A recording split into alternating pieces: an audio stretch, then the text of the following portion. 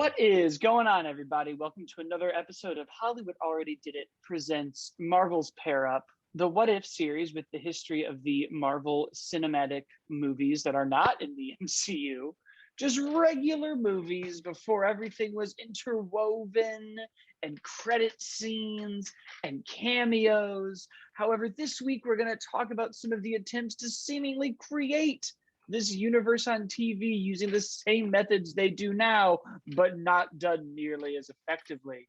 As always, I am your host, Blake Schultz, and with me is Jamie Girard. Hello. And Terrence Tatum. Hello, everyone. And we are now 3 weeks into Marvel's What If. We now have our third episode, What If the Earth's Mightiest Heroes Fell or Died. The title was weird to me, but that's fine. It's about as long as our titles here. It's a problem. And we have the same problem where I'm like, people are going to find our show and be like, what is this? But like, you get into Disney Plus now and it's like, what if episode 3? What if ... Like, we got to make these longer. We got to make them longer. Yeah. We got to be able to read the whole thing. But what did you guys think of this episode, title notwithstanding? It was probably my favorite, just because I'm such an Agents of S.H.I.E.L.D. Coulson fan. So like getting Clark Gregg back and getting him like really fangirling over Thor, sniffing Thor, sniffing him and his Steve password. I also liked how dark it was. Like, it was kind of cool watching them all die, watching the Hulk explode.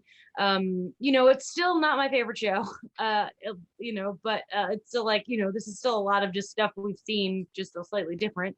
But I definitely enjoyed this episode the most, mainly because Clark Gregg. Yeah, no, I dug the episode quite a bit. I feel like I think I know what it is with Jamie and why I sort of have the same disconnect. I think when you're coming from something that is telling a story and they're all sort of interwoven, where you have something that's sort of an offshoot to itself, especially since it's animated, not live action, kind of like I like this, but this isn't really moving anything forward. So I get how, because I'm sort of in that same boat with you. I enjoy it, but I don't love it as much as I love everything else that sort of happened. This episode I did really dig, though, out of the ones that we had. Because T'Challa was in the last one, it's probably not my favorite, but it is real close. I love the murder mystery. The stuff with Black Widow getting killed is dark. I was like, this is violent and aggressive, and I am here for it. I like this. But it was cool seeing scenes that we've seen and from another angle, from the donut to Hulk. They keep trying to shove that Hulk movie back down our throats, guys. It's not a thing. Stop. But it's cool that they're trying to make all of that stuff sort of connect in this world. And it was good to hear Clark Gregg again. It is getting a little weird, though, that they get some actors and then not others. Like, it's hearing Sam as Nick is great, and then hearing Lake Bell as Black Widow, I'm like, this is is I thought she did a good job, though. She did, but it's a very jarring. Especially since I've seen every episode of Harley Quinn like 15 times. Like, I was worried that I would only hear Poison Ivy, and I didn't. Yeah, she did a great job. It's jarring when some certain people are in place and some are not. And Blake, we finally got the answer to your question of whether they're not all connected, because the fact that this episode had Steve, or at least mentioned Steve, like, I don't think Coulson would have his password be Steve whatever if Steve wasn't Captain America. So I guess that and they died. Well, but Steve didn't. But yeah, I don't know. It's all weird. But but I think we finally got your confirmation that you were looking for. It definitely answered that question, because you're right. This implies that in this world, Steve Rogers was Captain America during the war. Right. Obviously, everyone's dead. So the other ones that I don't think could have happened. I don't think the Collector would be very interested in a bunch of failed superhero relics. I don't think that that's a very appealing thing to go get. I do think it's interesting how they kind of, in the marketing of this episode, the lead up was all like, well, this is the big, like, what if Loki went to Earth? And I was like, this was the kind of had a big rap under it. And it's my favorite one by a mile. I still am enjoying the show. It's always nice to hear Coulson. This is, again, like a weird show they've made for me, where we're just palette swapping characters that I know and are now doing crazy things with them. But I think what I really like the most about this one is the other two, while good, were very much like hit Y on Ryu during stage select and pick a different character. Like it was, we didn't change too much of the story. It was kind of palette swapping Captain America and Star-Lord, and we got interesting themes and interesting ideas and interesting things to ponder about the world. And if it was T'Challa, Thanos would have been good. So what's the big threat that's left there? And if it was Captain Carter, who is the Winter Soldier and what is that big squid monster? But this one was, I felt, the first one that really didn't leave us with those questions and instead dove into what those questions usually are. Each one has ended with me wondering about a bigger universe. And this one kind of just went, screw all of it. What if we just killed them all? Hank Pym was around before all these guys. He was there. What if his daughter had different motivations, got killed presumably by the Winter Soldier, and then we had a serial killer assault all the superheroes? Yeah. Because it's also not a genre we've ever really seen in superhero media. We haven't really had a like serial killer mystery in any movie or TV show I can think of. So I also appreciated tackling something else. Michael Douglas looks so dark and awful in that. I loved even the like, well, now we have to work with what we've got, which is Loki, and then seeing his rise to power through all of this was another just awesome thing. It really showed us everything and then still left me with the like, but I want more. I want to see Captain Marvel and Steve go wreck these Lokis. Oh my God. Still love the animation. This was another one that showed me though how much care these writers are putting into this show, or this writer. I think it's just one person doing all the episodes, because they mention a location in this episode of where Hope is. And in Winter Soldier, in our main universe, Black Widow mentions is being in that city when the Winter Soldier kills one of her friends and shoots her. So I was like, well, then in this world, that friend is just Hope. Right. Instead of it being Widow and this mystery person, it's somebody else. We're following the same template from one of the old short films that used to be in there of Nick Fury's Long Week, where we're showing that all these happened at the same time. It was like, I don't love the Incredible Hulk movie, but it was fun to go back to that school and see Ross and see Betty and these kind of lost characters of the MCU, and even kind of getting Mark Ruffalo in parts of that movie. It's a tricky way to be like, yeah, it's been Ruffalo the whole time. Yeah, I enjoyed that. I also liked that, as obvious as it was that it was Ant-Man doing it, it also wasn't. I kept catching myself being like, well, it's got to be Ant-Man, but it can't be Ant-Man. And why would it be Ant-Man? But whenever I was like, well, it's got to be something small, like Ant-Man. But why would it be Ant-Man? Yeah. Like I didn't get it at all. I was shocked. I was either Ant-Man or Ghost. I was like, it had something to do with that world, but it's like either somebody who can go invisible or small. When she kept saying Hope, but before that, I had no idea. Yeah, the second she's like Hope, you're like, oh, I just did the dumb thing where I was like, Hope's doing it. And I was like, oh, I bet in this one, Hank's going to be dead and she's coming back for revenge. Like now it's going to be like both her parents went out and she's coming back. She doesn't have Hank Pym to like keep her. I feel like that would have, I can see how you got there, because she would have more of the proclivity to go around if she lost both her parents. Like, yeah, I'm going to murder everybody now. Right. It also kind of begs a weird question of like, when Nick Fury was putting together these superheroes, why didn't he call Hank? It does create a bit of a loophole that exists in the Marvel Cinematic Universe. You're like, he's always been here, and until we get to Ant-Man, we don't really talk about it. But if he's always been there, even if he's just as a consultant, which you were going to do for Tony, he should have gotten a call. Yeah, because I was like, oh, maybe he'll just be mad about that. I wouldn't mind if we just got there and he was like, I wanted to join the boy band. The Archer? I can shrink and grow. There's like, here's my audition piece. I killed all of them. It also answers the like, could he have shrunk up there and gotten up in Thanos's butt? And now we're like, I guess, maybe, possibly. Love seeing the Hulk explode. These are the weird like comic Elseworlds, and I'm like, yes, show me these weird versions of these characters.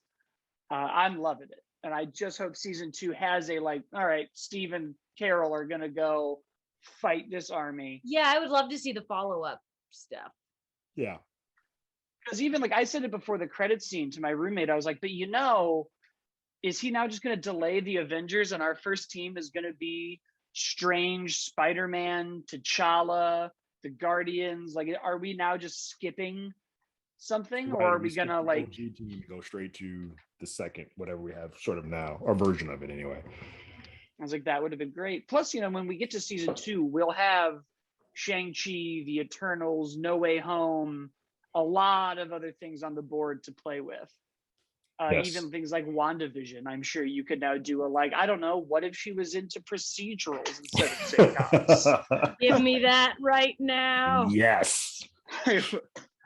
A lot. I'm like, there's so much to do. And I also now have hope for what I've always wanted, which is a prequel show that is animated, that is Ant-Man and the Wasp, but it's Hank and Janet. I definitely, World War I. And because I was always afraid because they were older, we would never get that. But yeah, that's the perfect way to do that, is via animation.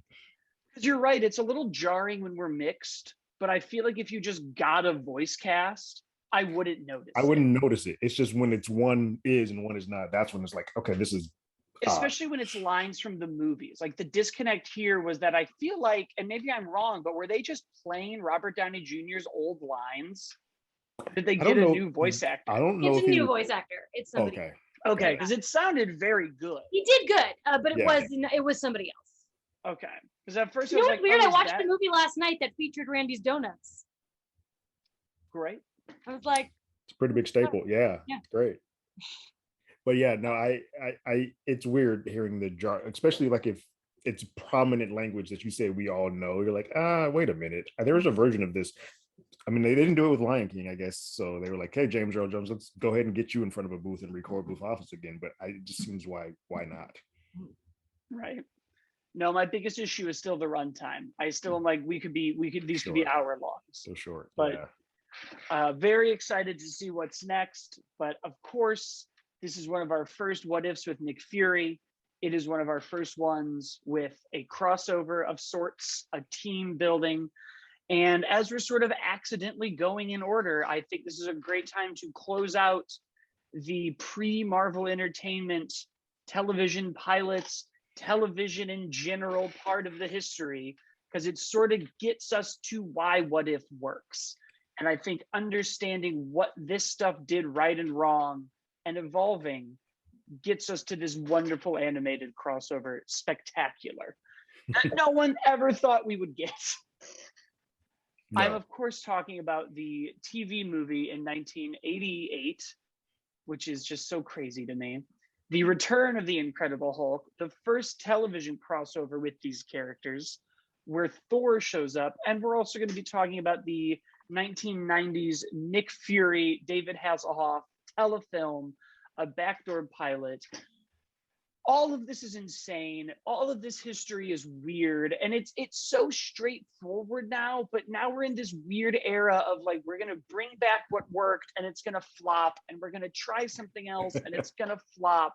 But before we do that, you guys both just watched Nick Fury for the first time. So let's start with that, because I feel like this is now the big telefilm that lives in this weird ether where people don't believe that it's real, or they've seen it, or they're just amazed that it even was ever attempted to get made. So, Jamie, what do you think of Hasselhoff's attempt, I guess? I loved every second of it. And I know a part of that is because Agents of S.H.I.E.L.D. is my favorite show, and there were so many things where I was like, LMDs! Where am I Strucker? Like, I was just like, every time something happened that like is related to Agents of S.H.I.E.L.D. in any way, I got so excited. And I think that like Hasselhoff, I thought was great. He was like this perfect blend of gritty and silly. Just smoking those cigars. I love that his like partner was Contessa, because it feels like a cool connecting way to now, because Julie Louis-Dreyfus really does feel like she's the anti Samuel L. Jackson after the Black Widow credits. And there were so many cool things that just were so Agents of S.H.I.E.L.D. Like there was a helicarrier. The fact that I love that the villain was a woman, Viper, who is like, there is a Madame Hydra version of Viper in the comics, and Madame Hydra is my favorite Agents of S.H.I.E.L.D. villain. And so there was that connection. And then we had Alexander Pierce, and it was funny because I kept waiting for him to be back. I did too. I was sitting there like, he's got to switch, right? Like, yeah. But he was just like this dopey kid. It's so weird to like think like he's like he could grow into being Robert Redford, but otherwise it's just like it's a whole what if universe. But my favorite thing about it was that Nick Fury loses his eye to Baron von Strucker, who, you know, we just saw again in WandaVision and is a part of big part of Ultron and stuff. And I don't know, I think that's a cooler way to get a cat. But I do love the Flerken. It's funny, but Flerken's a very funny character. It's just a terrible way for like us building up to why he lost his eye. Like, that's how great. That seems cheap. So yeah, I enjoyed it immensely. It was not good, but it was of all the things that we've watched, like the Hulk we're going to talk about, the Captain Americas, it was my favorite by the most enjoyable. Yeah, it's a bad movie, but it is fun. There's something about it that like I can't stop watching this. David Hasselhoff, he's having a ball, and I feel like he might have just got a lifetime supply of cigars. Just like, look, anytime that I'm shooting a scene, I want to have a cigar in my mouth, and it worked. I was like, I'm here for this. This is all good. We get, like, she named through a couple of them. We get a version of Dum Dum Dugan in here. I was like, this is weird, but I think I dig this, because you start pulling at threads. You're like, oh, there's a helicarrier. We're talking about S.H.I.E.L.D. We're talking about Hydra. We're talking about Baron von Strucker. You're naming the von Strucker twins. Everything here feels like we're building for a world that obviously we never get to, because it ends on a cliffhanger of like, Baron von Strucker was on ice and now he's back, and we never find out what happens after that, which is an interesting way. That happens a lot in those 80s movies. Like, we're putting all our eggs in the basket, and then the basket just crashes to the ground. Yeah, it's interesting that I feel like a modern complaint about movies is the assumption that they're getting a sequel or a world. And I'm like, well, we've always that's been the case, ending movies this way. But this was meant to be a giant Fox show, predating Blade, and which isn't 20th Century Fox, I don't think. X-Men. Yeah, it was. Yes, New Line. God, those things were spread around for so long. It's so crazy. But I also quite enjoy this. I think it's very weird. It really feels like a proto Spider-Man, where when you go back and you watch that, it's a little campier, it's a little kookier. And, you know, now every Marvel movie does follow this formula. And when you go back to when we weren't following a formula and doing some of this, just things that aren't even necessarily risky, they would just never do it in a Marvel movie. Him chewing the cigars, these like weird, witty, like not quite Marvel witty, but like almost a more like brash witty, like he's almost a prick. And it's very Bronze Age, the story, the character. And what's funny is how accurate it is to that Nick Fury. Because this is a few years before the Ultimate Comics relaunched the character, model him after Sam Jackson, and reinvent him for a modern age. And it's then I think 8 years before 10. Well, the movie is 10, but 10, the Ultimate Universe is 8 years before Sam Jackson then shows up in Iron Man, and that is just who Nick Fury is now.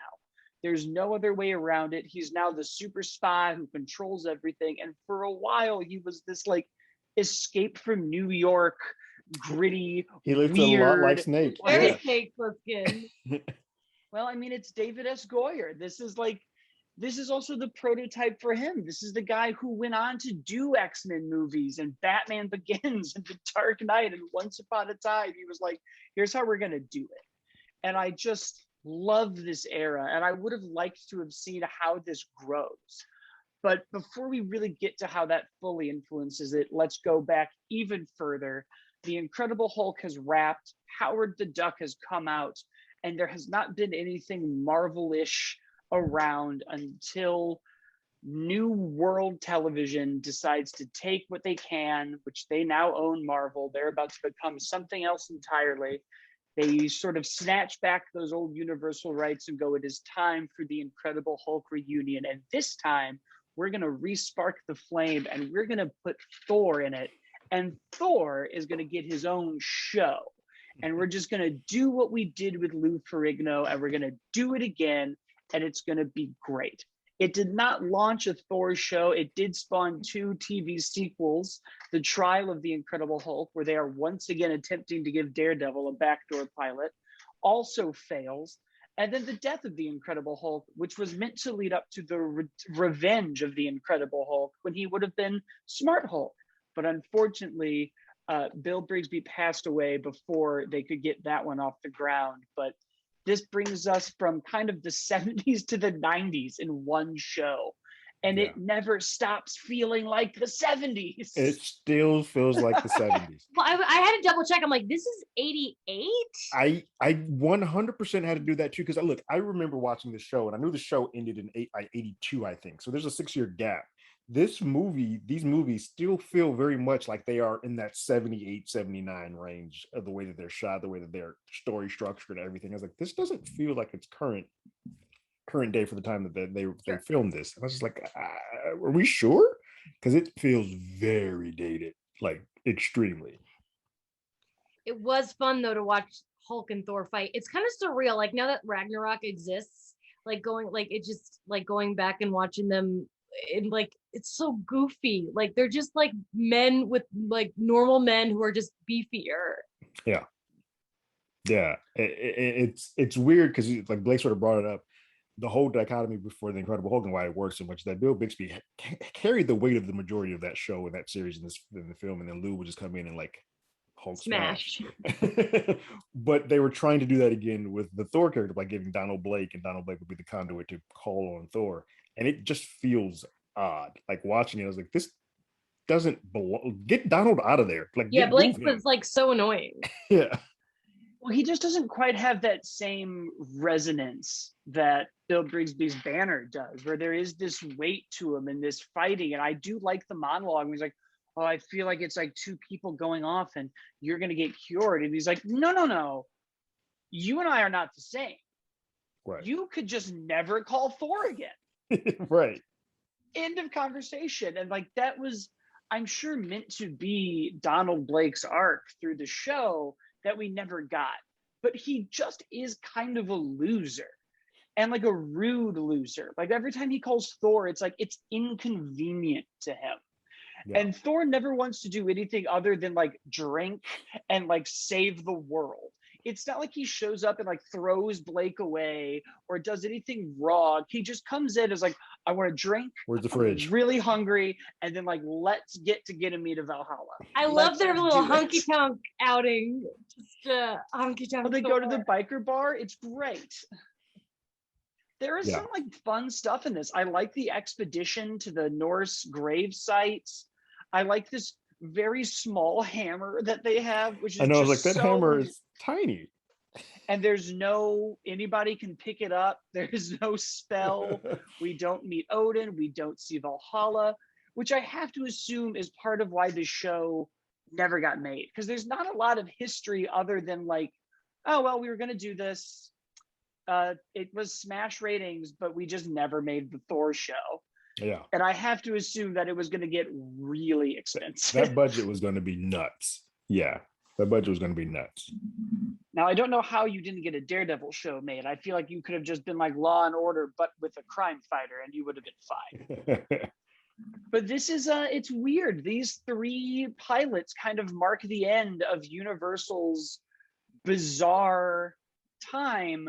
And they only ever got the Incredible Hulk to work. We sort of touched on the Doctor Strange pilot, which then also became a TV movie that did have Jessica Walter in it as the villain. I can only find a trailer for that, but let me tell you, it looks great. We were then going to make a Spider-Man one. You can find the trailer for that too, and it looks abysmal. None of these came beyond their television pilot attempts. The Hulk worked, and I feel like Thor was their attempt to be like, no, it's the same thing. There's a dichotomy here. Mm-hmm. They're going to call Thor for the action, but like Donald Blake's going to do a lot of stuff. And that's like, he's a punk. We don't want him.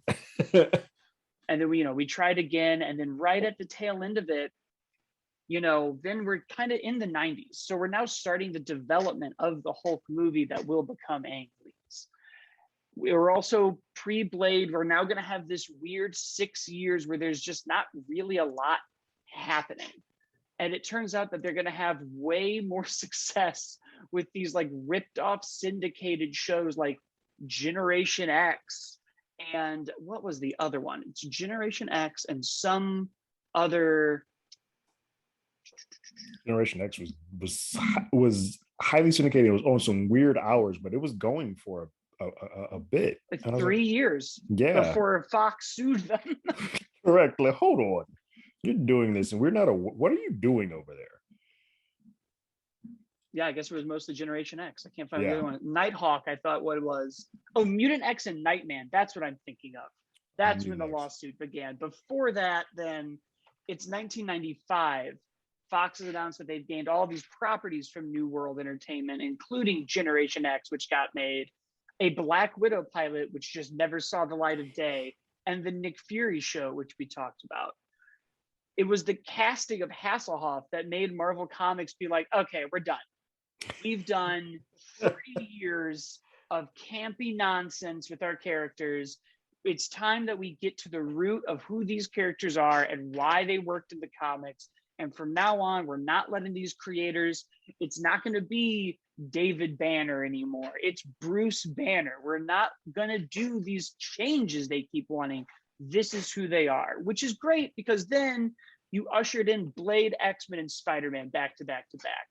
And like once they kind of clicked with that is when everything changed until it all stopped changing again. And then, you know, the last ones, these Nightman and Mutant X was kind of the last shot. And then we were sort of done. This was kind of the end of the television attempts until the Blade movies launched a Blade television show in 2006 that had one season and went away. Yeah. Who was Blade in that? I don't even know. In the TV series for Blade? Sticky Fingers from Onyx who's a rapper, but he did it on Spike TV and it's actually a really good show. They just didn't give it enough time. It was coming on after Monday Night Raw, either Monday Night Raw, I believe, as the lead in, and that audience was very different. I think had they given it a year time, it probably would have stayed on. It was actually pretty solid. It just nobody was watching it. This is making me realize I hadn't thought about it before. Just like all these failed backdoor pilots, that like that's not something that's really changed. Like Agents of S.H.I.E.L.D. was supposed to spawn Marvel's Most Wanted, which was going to be the Bobby and Hunter show, and they filmed that pilot. And to this day, like I would kill to watch that pilot. I would give literally anything to see it. And their departure from Agents of S.H.I.E.L.D., I've seen that episode 10 times and it makes me sob every time. When she left, I was sad. Yeah, it's so sad when they leave, and it's just so weird that they never even gave the pilot a chance despite being filmed. And it's crazy that like that was season 3 of Agents of S.H.I.E.L.D. It's not that long ago that like they really, and it's the same thing, like they were going to make the Ghost Rider show on Hulu and with Gabriel Luna from Agents of S.H.I.E.L.D. and they just stopped. It's like they really get nervous with their TV properties. They do. Yeah, it's very odd because even like the Netflix stuff only got so many shots before they were like, oh, we're good, we're done, we're not going to do another Punisher, we're done, closing up shop, thanks guys. And it's not just them, because the other side does that too. Like the Flash had a series in the 90s that was one season. They're like, all right, abort, everybody out, we're going to call this. Yeah, and for every like giant television success, there's just a litany of failures between it, because this is really where like New World closes up shop. And we don't really do anything with TV until Marvel Entertainment is actually formed. And in 2010 is when they start being like, we've got some ideas.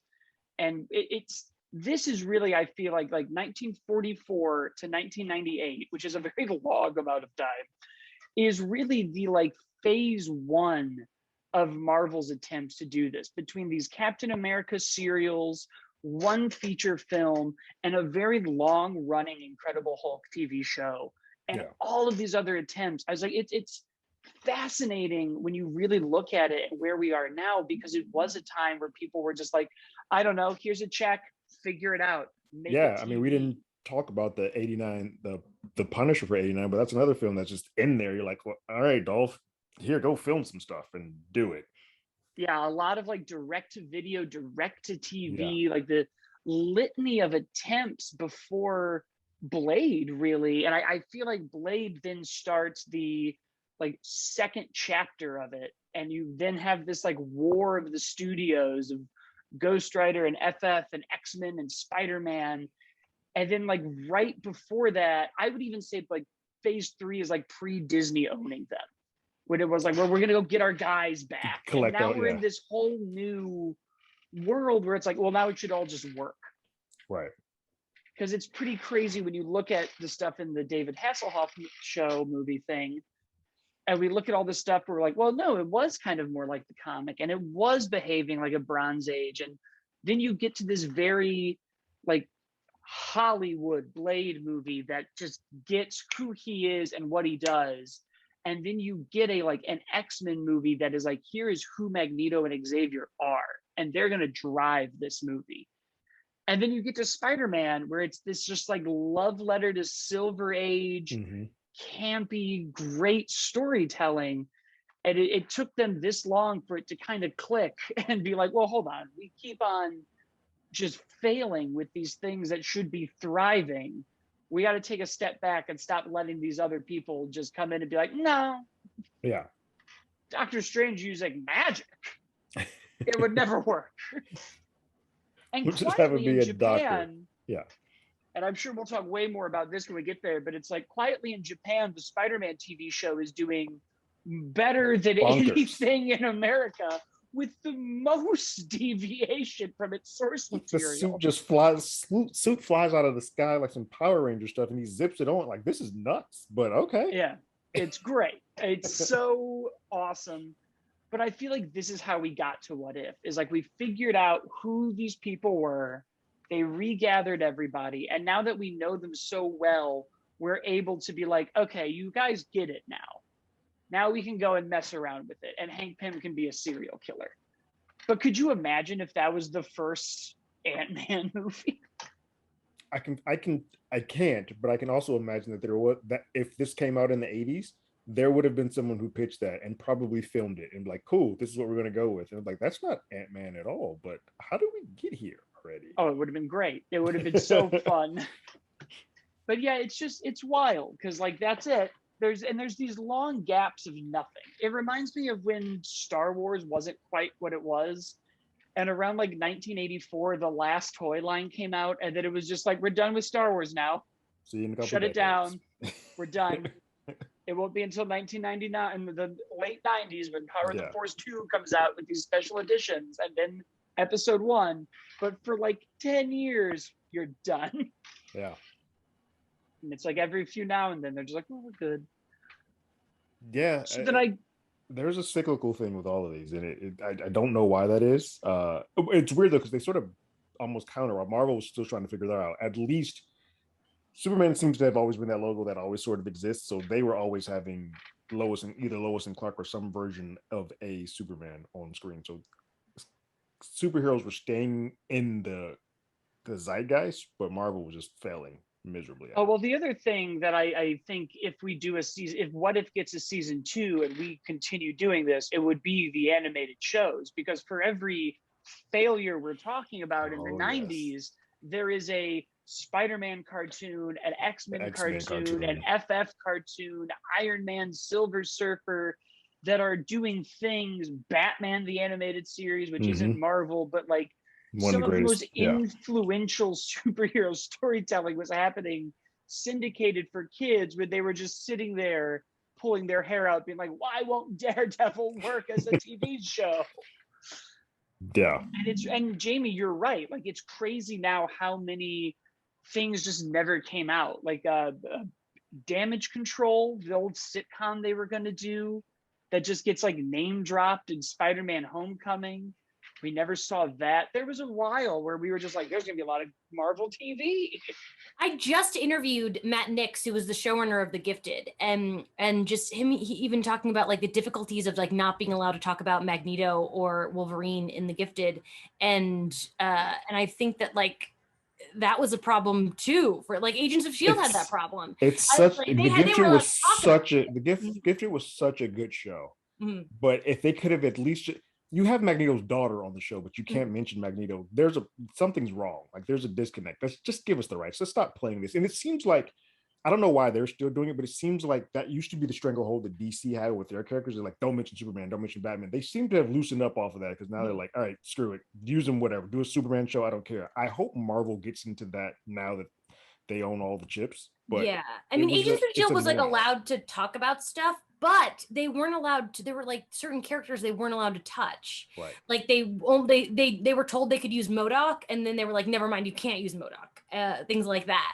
So it was like a constant struggle, but not as bad as what they had to deal with the X-Men stuff in the Gifted. The Gifted was nuts. Yeah, that was some insane rights mangling. But it's funny that you even mentioned MODOK because we just got his TV show, and we were supposed to get like a Howard the Duck show. Yeah, and that's not going to happen. And we're still going to get like one of the other ones that were in development. I'm like, well, what happened, guys? And why is there no information about it? Because you came out and you were like Tigra, Howard the Duck, MODOK, and whoever the fourth one was. And they're all going to join into the Offenders. And then all of a sudden you're like, you'll be lucky if you get MODOK. And it's great because you get these cool shows that like get 1 or 2 seasons, but because the rights are getting snatched, like the Runaways and Cloak and Dagger were really solid shows. I love the Runaways. And it's just like, oh well, never mind. We're just gonna cut this one off at the foot. Like, oh crap. I want TV all of these things to be in-house, but can we play with each other? Yeah, it's crazy that we are where we are now, because even, we still want all the chips on the table, and there are still creative decisions made seemingly halfway through the show. When you even get to WandaVision, and all of a sudden it's like, oh, we were totally gonna have Doctor Strange show up, and then we decided not to. Yeah. Or we were thinking about having Spider-Man show up in Falcon and the Winter Soldier, and we decided not to. And it's like, oh well, these are all things that I would have loved to have seen. Yeah. But come on. So it's a very interesting thing, because I feel like the feature history is just like one movie takes 10 years to make. And the television history is like, either we're going to hit the ground running and dominate it for 10 years, or like we're just not even going to roll the camera on an episode.